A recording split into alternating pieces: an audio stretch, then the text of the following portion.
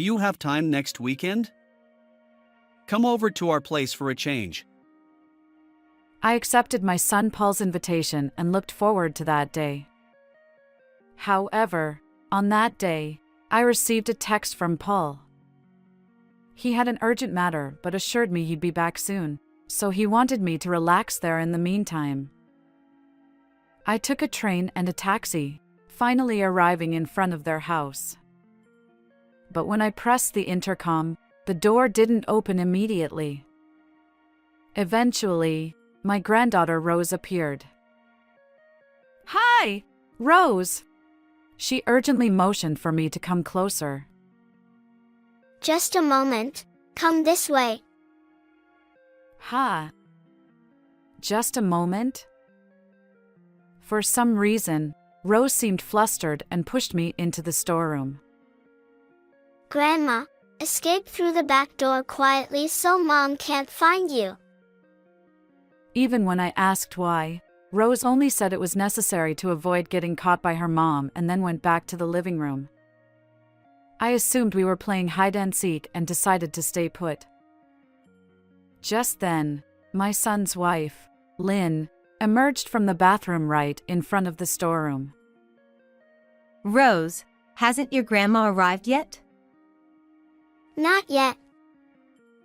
Lynn clicked her tongue and started making a phone call. That hag hasn't shown up at all. Can't even keep time. It's the end for her. It's time for the generational shift, I suppose. Wait, was she referring to me as that old hag?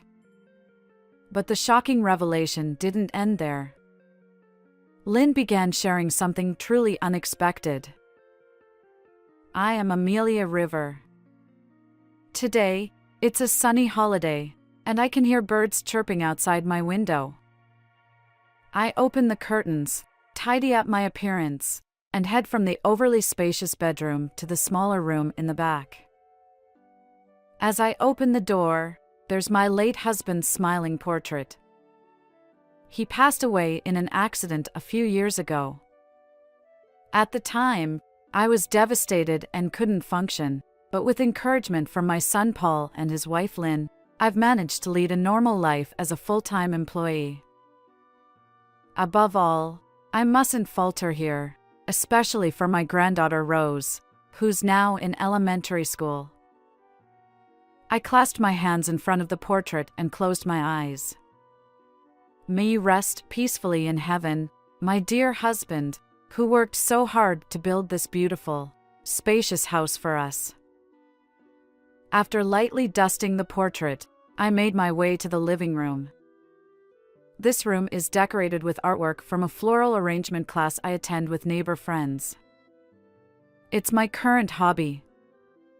When my husband passed away, leaving me feeling like an empty shell, they encouraged me to join the class, and now I'm completely engrossed. The Paul family from the neighboring town also appreciates the flowers whenever they visit. Paul went to an out-of-state university and ended up working there. He met Lynn, got married, and Rose was born. Although Rose has grown quite a bit, she still enjoys running around this house, so maybe its spaciousness suits her. Despite being alone, I managed to keep myself busy and content. Today is the day I go to the flower arrangement class with my friends. As I prepared, the nonchalant doorbell chimed in the living room. "Coming!" I called out and headed toward the entrance, but the door opened before I could reach it. Hello, Mom. Not again, I thought. Over the past few months, Lynn has been dropping by unannounced with Rose. Initially, it was just on weekends after giving prior notice. But now, it's practically every day without any warning. Honestly, it's become quite tiresome since I have my own schedule. A simple phone call would suffice. Good morning. Oh, it was quite a journey to get here. Lynn, I have a flower arrangement class today. so I'll be out. Sorry, but will you go back home today? I hurriedly stopped her from entering the living room. If she thinks it's too far, she could just not come. Oh, don't worry about it.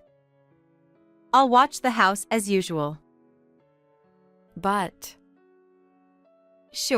Sure, I'll lock up. Oh, is there something for lunch? without bothering to listen to my words, Lynn forcefully entered the room. My granddaughter Rose, on the contrary, was apologetic and followed Lynn inside. Back when she used to admire the flower arrangements with such enthusiasm, it was endearing to see Lynn watching her. But how did things take this turn? Listen, Lynn, I've said it many times. Please give me a heads up before coming over. Lynn replied nonchalantly. Well, since I'm here anyway, it'd be more trouble to notify you. I don't want to deal with such bothersome things. She confidently sat in the middle of the sofa, eyes glued to her smartphone. She'd show up at my house like this, lazy and leaving meals to others. Rose even offered to help, her voice trembling. I don't want to be a nagging mother-in-law, but my patience has its limits. Oh, well, anyway, I'm heading out now, so you should go home. What? We've come all this way. It's terrible to turn us away. I've told you repeatedly to give me notice. I replied. Lynn leaned in toward Rose and said, Rose must be tired too, right? She smiled, but there was something cold in her eyes. Rose hesitated for a moment and quietly replied yes. See? Your adorable granddaughter agrees. Can't we be a little more accommodating? In the end, Lynn prevailed, and I was left with the two of them. When I met up with my friends and held flowers, I couldn't concentrate. Irritation toward Lynn aside, I couldn't forget Rose's expression from earlier. My friends noticed something was wrong and asked what happened. I shared the story, and one friend suggested I talk to Paul about it. So, I decided to call Paul on my way back. Hi, Paul. Do you have a moment? Sure, Mom. What's going on? It's about Lynn. And so, I told Paul about how recently both Lynn and Rose have been visiting frequently, without giving any prior notice, and how Rose seems down. Initially, Paul was surprised, but he listened attentively and apologized sincerely. I'm sorry, Mom. I had no idea. I'll talk to Lynn and make sure she doesn't come over without notifying you. I promise. Thank you. But what's going on with Rose? Honestly, I have no clue. Whenever I'm around, Rose is cheerful and behaves well. She doesn't seem like what you described. I see. Maybe it's only when she's with Lynn. I don't know the reason, but I'll keep a close eye on them and try to avoid leaving them alone together. Yes, that's a good idea. We wouldn't want anything to happen to Rose. Well, school will start soon, so they won't be alone as often. If anything comes up, I'll let you know. Take care. So I ended the call with Paul and headed home. Upon arriving home, there was no sign of the two of them. Had Paul called in a hurry, prompting them to leave? The room was in disarray, open snacks, half-drunk cups, and chaos everywhere. Normally, it's tidier, but this scene made me sigh. Yet, knowing they wouldn't visit without permission anymore brought some relief. Over the next few weeks, Lynn didn't show up. While I felt reassured, I remained concerned about Rose. I reached out to Paul several times, but his responses were vague. Busy, perhaps? And so, the weekend arrived, and this time it was Paul who contacted me. Hello, Mom. Are you free next weekend? Come over to our place for a visit. Rose really wants to see you. I replied enthusiastically, looking forward to that day. However, on that day, as I was heading to the station, I received a text from Paul. Something urgent came up, but I'll be back soon. Please relax at my home for now. His dedication to work reminded me so much of his father. I chuckled. It's wonderful that he graduated from college and found a job he loves. Paul truly makes me proud. After transferring between trains and a taxi, I finally arrived in front of Paul's house. I paid the fare to the driver and stretched a bit. The 2-hour journey had taken a toll on my body, especially for someone in their late 40s. Perhaps some of the fatigue was due to the nervousness I felt. My desire to see Rose was strong, but I hadn't met her since Paul had asked Lynn and Rose to leave my home that one time. As I stood in front of the door, I took a deep breath and pressed the intercom button. However, the door didn't open immediately. After a while, only Rose appeared. "Hi, Rose." "It's been a while," I greeted her. Grandma. Not now. Come this way. Rose replied, sounding flustered. "What do you mean, not now?" "Rose?" For some reason, Rose urgently pulled my hand and led me into the storage room. Her serious expression was quite unusual for an elementary school kid.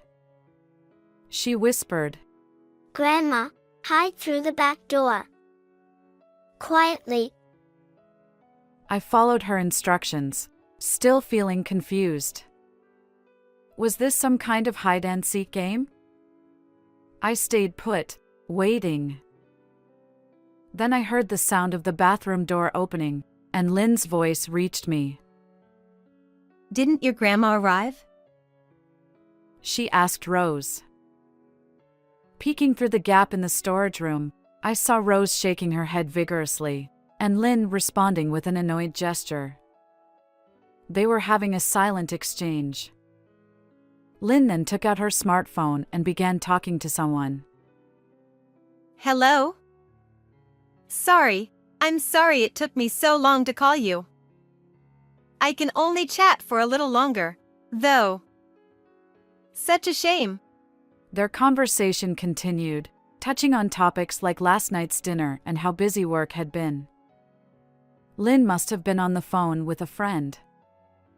Perhaps that's why she hadn't come to the front door when I rang the intercom. It might be a little awkward, but I couldn't just stay in the storage room forever. So, when I started to move, I heard Lynn talking.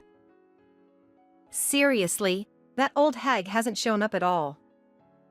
Can't even keep time. She's done for. It's time for a generational shift. I froze in place. Was she talking about me as the old hag? She usually only calls me Mom or by my name. Despite my surprise, I realized this was a chance to learn Lynn's secret, so I listened intently. And then, to my surprise, Lynn started talking about something completely unexpected. Well, I can chat for a while. Our last date was so much fun. That hotel was amazing, right? Truly impressive. I want to go there again soon. Can't wait to see you. Her tone changed noticeably. She spoke with a flirtatious voice, genuinely excited. At first, I thought she was talking to a friend, maybe about Paul. But would she discuss dinner or dates over the phone? Paul was at work. So, was this someone other than Paul, a man, and not just a friend? As I reached this conclusion, a chill ran through me. I pulled out my smartphone, trembling, and pressed the record button. Lynn continued. You're amazing. I want a brand name bag next. If you get it for me, I'll wear that cute outfit you mentioned the other day. You can do whatever you like. The content made me nauseous. And all this while her young daughter, Rose, was right there. Rose might not fully understand, but she sensed that her mother's behavior wasn't praiseworthy. Rose thought that if I ran into Lynn, who was on the phone with someone else, it would be a big problem. So she forcefully pulled my hand and told me to hide in the storeroom. Rose, still in first grade, sat there with a sad expression, unknowingly bearing the weight of her mother's actions. The old hag is too stubborn to survive. I want her to leave soon and give me that big house so that we can live together in peace and quiet. By that big house, does she mean my house? What could she mean by too stubborn to survive? I wanted to say something, but I tried hard to hold it back. My mouth went dry. Really, it's really annoying. She got angry when I took a picture of the interior. It's like she's going through menopause. I wish she'd learn from my kindness.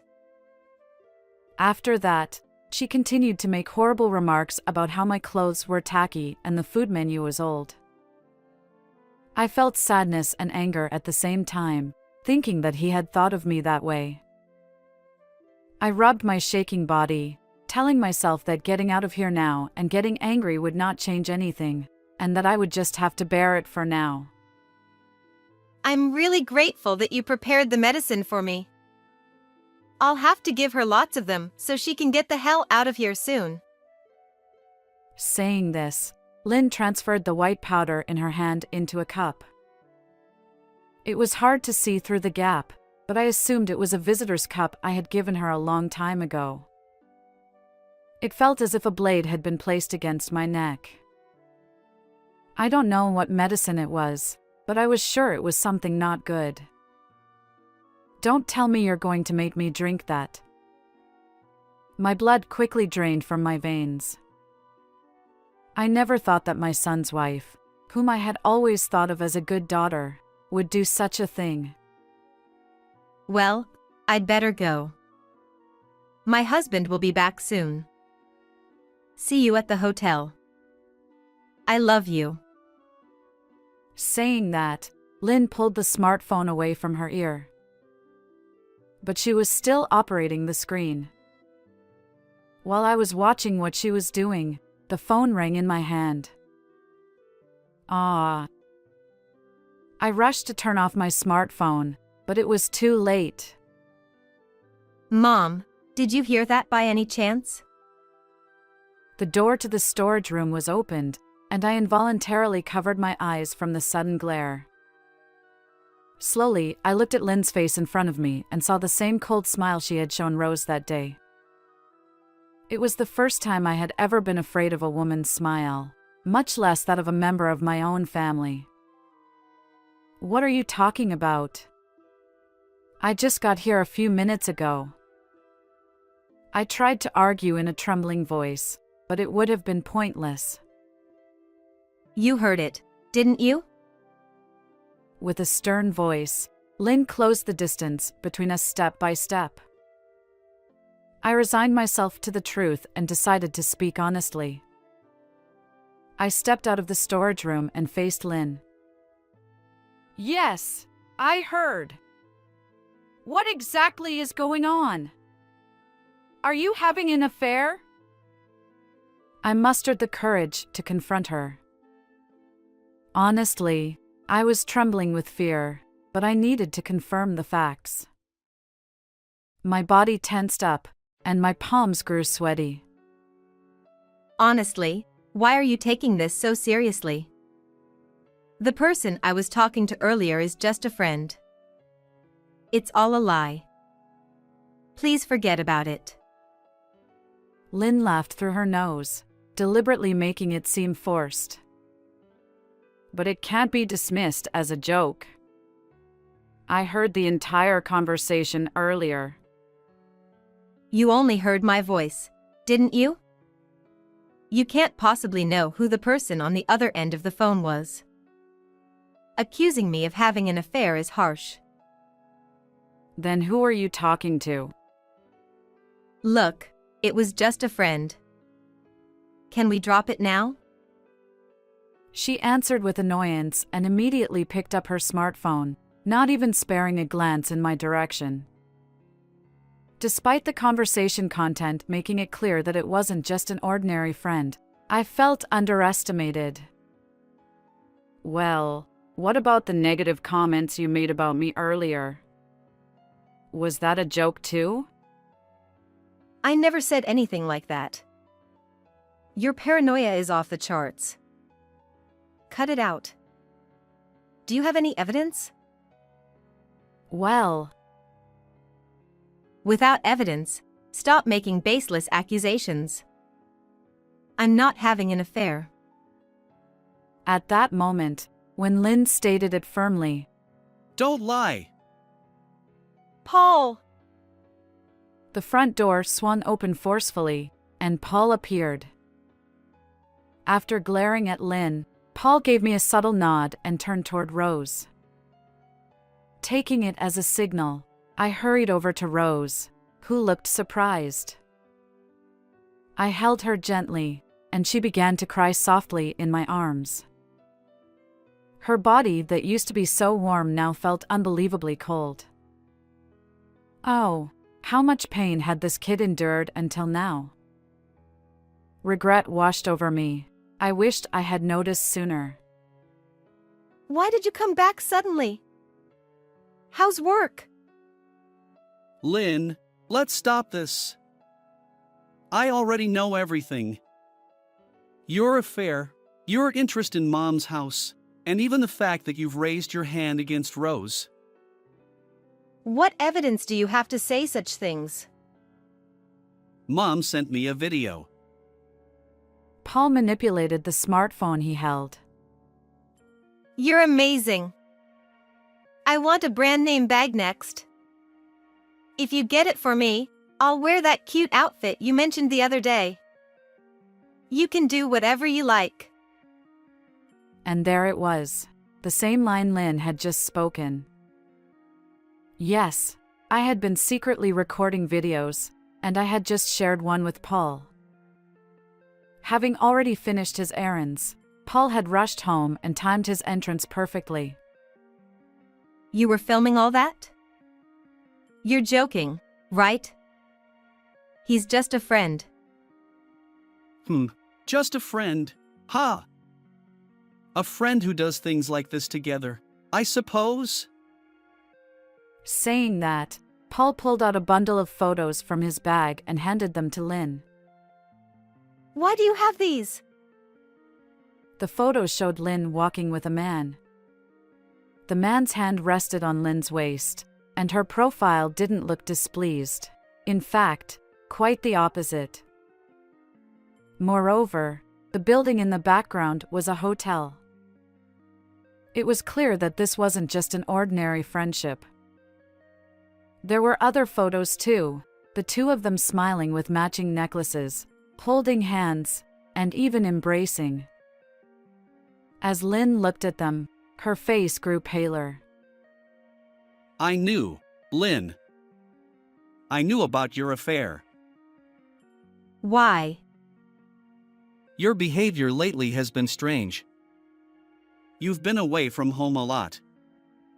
And Rose told me. Rose did. I held the small body in my arms tightly. Rose's little arms clung to my clothes, and she buried her face, avoiding her mother's gaze. Rose, you! After I specifically told you not to say anything, what are you doing? What are you doing, Lynn? You're the one who should be asking that. What kind of behavior is this in front of a child? You probably haven't even considered how Rose felt. I couldn't take it anymore. Mom talks bad about Dad, she abuses me, and strangers come to our house. Hearing those words, I hurriedly reached for Rose's clothes. She flinched slightly but obediently lifted her shirt. There were several painful bruises on her stomach, and I couldn't help but grimace. Did Lynn raise her hand to silence Rose? If so, it made sense why Rose had been unusually quiet at my house. Rose, could this be?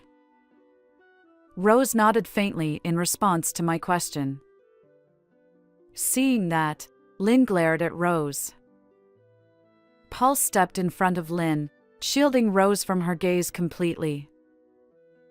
I couldn't believe a mother would do such things to her own child. The night Lynn went to the hotel with that man, Rose tearfully confided in me. So I hired a detective. Today, I was getting an update on the progress. What? A detective? Yeah, we had a thorough investigation. Seems like the guy is a pharmacist. To go that far? Paul confronted Lynn with the evidence he had gathered. Already sensing something was wrong, he had consulted a detective. From the moment Rose told me until we had this evidence, I was worried sick that Lynn might hurt her again. It felt like my heart was being torn apart. Paul's face looked agonized. Discovering that someone he loved had betrayed him and harmed his precious treasure must have been unbearable for Paul during these past few days. But Rose assured me she was okay. This little girl supported me. And now we have solid evidence. I thought he had invited me over today for Rose's mental well-being. For Rose, her mother had become nothing more than a source of fear. Paul turned toward me and bowed deeply. Mom, I'm truly sorry for involving you in all of this. It's okay. Both you and Rose have been incredibly strong, I reassured him. This was undoubtedly their true feelings. Rather than apologizing to me despite their own suffering, I felt proud of Paul for being able to do so. Thank you. Paul wore a genuinely apologetic expression, but there was also a hint of relief in his eyes. More importantly, something caught my attention. You mentioned that the other person is a pharmacist? Huh? Yeah, he's quite well known in the industry, apparently. Earlier, Lynn put something like medicine into that cup. Could it be? Paul rushed to the table. He overturned the cup, and white powder scattered across the floor. What is this, Lynn? I got it from that boyfriend of mine. For what purpose? Well, to get rid of this old hag, of course. It's obvious. I want to move in with him to that big house soon. Neither you nor the child are needed.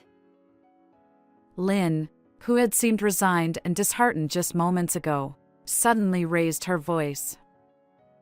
She grabbed the fallen pills and approached me with a menacing look. Take this already. Come on. I held Rose even tighter, shielding her from Lynn. But Lynn's arm pushed me aside, and she climbed on top of me. I struggled, but against Lynn's taller frame, I had no chance.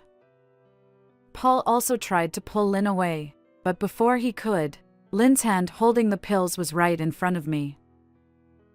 Stop! Just when I thought it was hopeless, a young voice echoed. Mom, stop already. You can hit me if you want. You can do anything to me. Just don't hurt Grandma. Rose. Lynn froze, turning her attention toward Rose. Rose stared straight back at Lynn, her legs trembling like a frightened fawn. I love you, Mom. You used to be so kind. But I don't like you these days. I don't like the way you treat Grandma. Please go back to the way you used to be. Rose had been holding back her voice until now, but she finally raised it and burst into tears. She crumpled her face, releasing all the pent-up emotions. Lynn witnessed the scene and opened her mouth to say something, but instead, she sank to the ground as if resigned. No matter how wicked a mother's actions might be, they are vulnerable to a heartfelt cry from their kid. I've called the police now. That medication must be dangerous. They'll investigate it properly. We'll get more details through the police. Paul put his smartphone back in his pocket and lifted Rose, who was still crying. He comforted her by patting her back. Rose knew about your behavior, but she didn't tell me because she thought it would make me sad. The day she told me, she also said, "I'm sorry, Dad." Think about what that meant. Rose. Lynn reached out to pet Rose's head, but stopped halfway. It was probably for the best. She had learned firsthand how a morally compromised mother could affect her kid. In the days that followed, a detective hired by Paul provided irrefutable evidence of Lynn's infidelity. Initially resistant to divorce, Lynn eventually accepted it, and both she and her lover were arrested. They were going to murder me, inherit that house, and then do the same to Paul, and then remarry in the clear. Their greed had driven them to commit a crime. Well, even if they paid for their sins, the alimony and child support would wipe out their inheritance and income, making it impossible to live in a mansion. The medication they tried to force on me turned out to be harmful, as suspected. The male pharmacist had apparently taken it without authorization. If I had taken it, perhaps I would have gone to my husband after all. When I jokingly mentioned this to Paul, he replied, "Mom, I'm really sorry about this. Hey, how about living with us from now on? Being alone must be tough for you, especially for Rose's sake." Now, in addition to the colorful flowers, I live with my loved ones. The overly spacious house was quickly filled with the two's belongings, and there was no trace of the lonely space. Today, as always, I kneel in front of my late husband's photograph in the small room.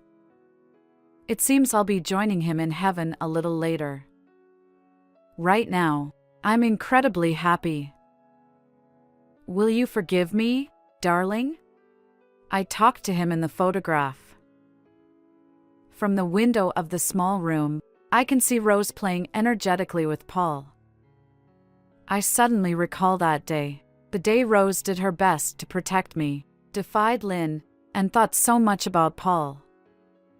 After the incident, there were nights when her emotions were unstable, and she would burst into tears. But now, she's a cheerful first grader, back to her old self. I've made a strong vow to protect this kid. I'm sure Paul feels the same way. Grandma, get that ball. Sure, dear. I step out into the yard, ball in hand, heading toward Rose. She giggles, her pure smile directed at me. I can't help but pull her into a tight hug. Her warm body feels different from that day. A profound happiness envelopes me. How did you find this story? Don't forget to subscribe to the channel. Until next time in the next video. I am the owner of a dilapidated inn. Business has been tough, but I have a reason why I must protect this place. Just when I was about to give up, a penniless old woman with a story appeared. I've always been a burden. Treated harshly by her son, she reminded me of my own grandmother. And with a single word from her, unbelievable changes began to happen at my inn. My name is Zach O'Neill. No customers today either, huh? The inn I run is in shambles. Hardly anyone would choose to stay here. Even I think so. But this place is important, handed down to me by a mentor. I want to protect this place with all my heart, so I continue to run the inn. That mentor was my high school soccer coach. In my childhood, I lived with my grandmother and mother. With my mother busy with work, my grandmother was always there for me. She cooked, bathed me, and stayed with me until I fell asleep. Wrapped in her warmth, I never felt lonely. However, in 3rd grade, my grandmother passed away due to illness. Although my mother continued to work hard as the family breadwinner, we hardly spent time together. But thanks to my grandmother teaching me the basics of household chores, I managed fine. In my first year of high school, my mother suddenly passed away from a stroke. The coach, who took me in, let me stay in a room at the inn his father managed. After graduating high school, I left the inn and started working out of town. Then, at a soccer reunion 10 years later, I met the coach again. He told me he was about to close the inn he had inherited from his father after I left. Wanting to somehow keep the inn that had welcomed me in, I begged him to let me take over. It was on a pleasant autumn day, with a refreshing breeze, that I met the old woman named Barbara. Excuse me. While cleaning the entrance of the inn, bathed in the sunset, I heard a voice behind me. I turned to see a small elderly woman, probably around 70, standing there. "What can I do for you?" The old woman had good posture and wore neat clothes, carrying only a small shoulder bag, as if she was out shopping. Clearly, she wasn't a guest. I forgot my wallet. But I promised to pay later. Can you let me stay tonight? Well, sure. Her anxious expression turned to relief. Thank you. My name is Barbara. I was really in trouble. I remembered my grandmother. Though they didn't look alike, her gentle tone brought me comfort. I hurriedly put away the broom and showed her to a room. "You don't have much luggage." Barbara, with a sad expression, looked away. It's better to travel light. Sensing there was more to her story, I respected her privacy. She declined food, but I decided to eat dinner with her out of concern. With few ingredients available, I prepared a simple meal. You're young, but your cooking is quite gentle. Despite the simplicity, she seemed pleased. Barbara didn't talk much about herself, but listened to my stories with a smile, about my childhood, my mentor, and the inn. What's the concept of this inn? Concept? Why did I take over this inn? To share the warmth I felt here with others. The concept is a warm and welcoming space where you can feel at home. That's wonderful. She nodded approvingly. The next morning, I couldn't offer much hospitality, so there's no need to pay. Talking with you was more than enough for me. Thank you. Though surprised, she thanked me repeatedly before leaving. The inn's business didn't improve, and I decided to look for a job. Another unsuccessful interview. 2 months into job hunting, with no success, I sat on a park bench, holding a hot coffee, when someone sat next to me. Under a wide-brimmed hat, I recognized the profile. Barbara? She turned to my voice. It's Zach, from the inn. Oh, Zach. You look different in a suit. Sorry I didn't recognize you. Dressed in a suit with styled hair, I looked different from the innkeeper she met. Next to her was a Boston bag. Are you traveling? Oh, this. Barbara patted the bag and shook her head. It's not a fun trip. I need to find a place to stay for a while. She sighed and looked sadly into the distance. If my inn is okay, please stay as long as you need. Barbara looked at me with wide eyes. Thank you so much, again. She said, bowing her head apologetically. 2 weeks passed since Barbara started staying at the inn. To show her gratitude, she cleaned every corner. This shelf would be better over there. Her ideas transformed the inn into a much more pleasant space. One day, a luxury car stopped in front of the inn. A well-dressed man and woman got out, the man roughly saying, "Is an old woman named Barbara here?" The man, who seemed around his 40s, glanced disdainfully at the dilapidated inn. "Who are you?" "I'm her son, and this is my wife." Now that I looked closely, his nose and mouth resembled Barbara's. But unlike her warm demeanor, he was the opposite. "Can you keep her here? She's always been a burden. I'll pay whatever it takes." What was he saying? Barbara was healthy and independent. Why did he despise her? Then the wife spoke up. Barbara is just a nominal president. She travels and plays while we handle the office work. Honestly, I wish she would retire. Her eyes, behind sunglasses, were not smiling. How can you talk about your family like that? Take care of her. Ignoring my protest, they drove off. How awful. I felt anger rising. I'm back. Barbara, your son and his wife were here. I didn't know how much to tell her and hesitated. Understanding my unease, she began to speak. I'm actually the president of a company with many branches. Her company was not only in Japan but had offices overseas. When Barbara took over the company founded by her father, it was still a small business, but over the past 30 years, it has grown significantly. It must be thanks to her intelligence, initiative, and great personality. Lately, my son keeps insisting. He says I should retire and hand over the company to him. Barbara's face suddenly looked sad. She said that both her son and daughter-in-law used to work hard as part of the company and were kind to her.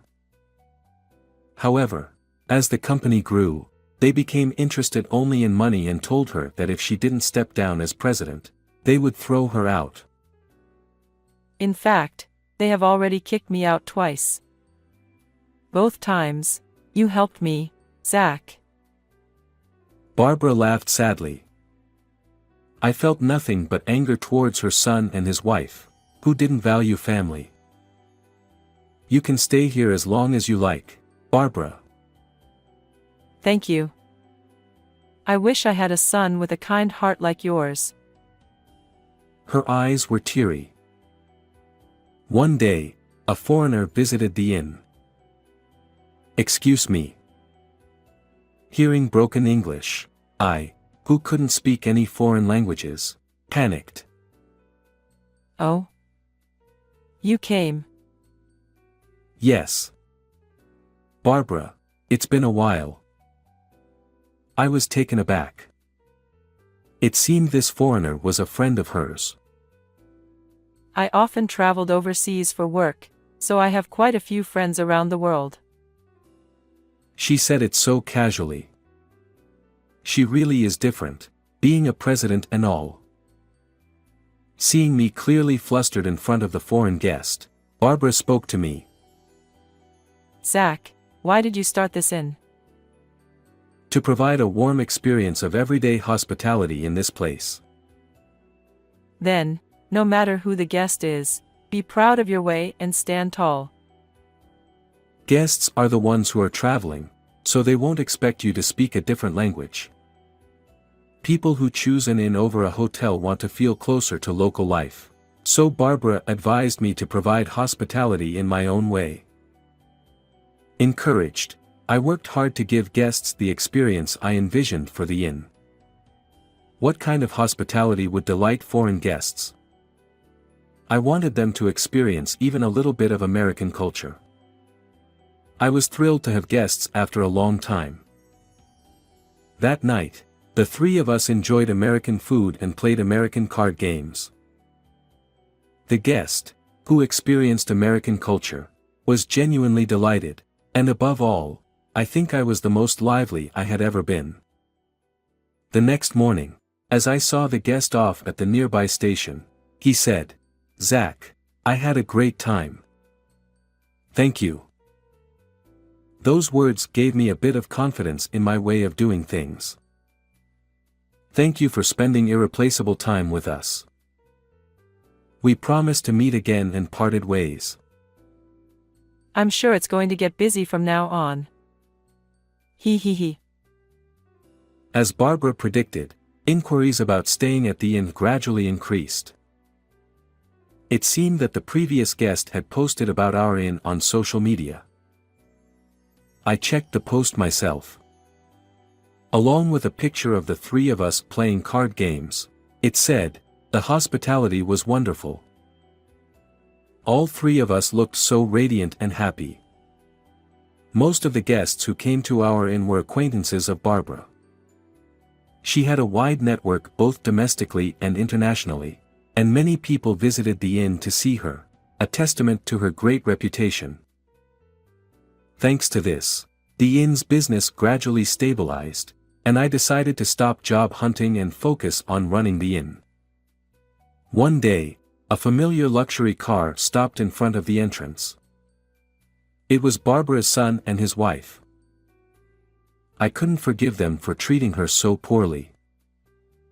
"Barbara, please go to the other room."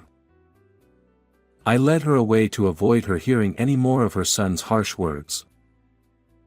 I wanted to kick them out immediately. However, as soon as they came in, they said, "Please give us back the president." Unlike the last time, their arrogant attitude had disappeared. They explained that the company's management had started to decline significantly in her absence. I wasn't ready to be president yet. Her son looked remorseful. Barbara had grown the company significantly. Naturally, she must have a deep attachment to it.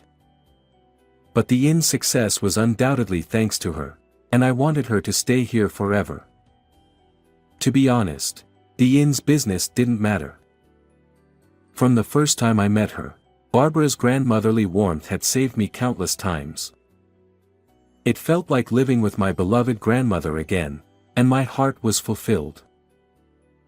I wanted to continue living with her as a family. As I pondered this, Barbara's voice rang out from behind. What nonsense are you talking about? I won't listen to someone who values money over their parent. Barbara rebuked her son and daughter-in-law. She explained the importance of valuing relationships, and showing consideration and respect to each person to succeed in society. The son and his wife left, dejected. After they were gone, Barbara, with her usual gentle smile, said, You have a wonderful heart. It'll be okay. Her words carried weight and gave me courage. Thanks to Barbara, I gained confidence. And afterward, I started expanding the inn to various locations with her. The concept remained the same, a space wrapped in warm hospitality of everyday life. It was actually my mentor's dream to expand the inn to various locations. Although my mentor had already passed away, I was determined to fulfill his dream. Keeping what I learned from Barbara close to my heart, I worked diligently with conviction. However, when we decided on the 5th inn location, Barbara succumbed to pneumonia and passed away. On the inn's website, where Barbara regularly blogged, condolences from friends around the world poured in. She truly was an amazing person. I had always relied on Barbara. I wondered if she had really been happy staying by my side. Now, I felt a pang of regret. Zach, long time no see. Turning around, I saw the man who first posted about my inn on social media. We promised to meet again, remember? Thank you for coming. I shook hands firmly with the man. I remembered the photo from when we played card games together. Back then, he, Barbara, and I had the brightest, most genuine smiles. Barbara must have treasured the days we spent together. Believing this, I returned to my work. Barbara, the other day, your friend came from Indonesia. Today is August 3rd, the anniversary of Barbara's death. Every year on this day, I visit her grave and update her on my life. Even after she passed away, her friends from around the world continued to use our inn. By the way, recently, someone asked if I was your son. I was so happy to be mistaken for her son. I told them that even though we're not related by blood, you're an important family member. They said that since we resemble each other, we must be family by heart. Barbara continues to live on in the hearts of her friends worldwide. Of course, she lives on in my heart too. I will strive to be like you, Barbara. So please continue to watch over me. Just like the bright summer sunshine, my future is bright and shining. How did you like this story? Don't forget to subscribe to our channel. See you in the next video.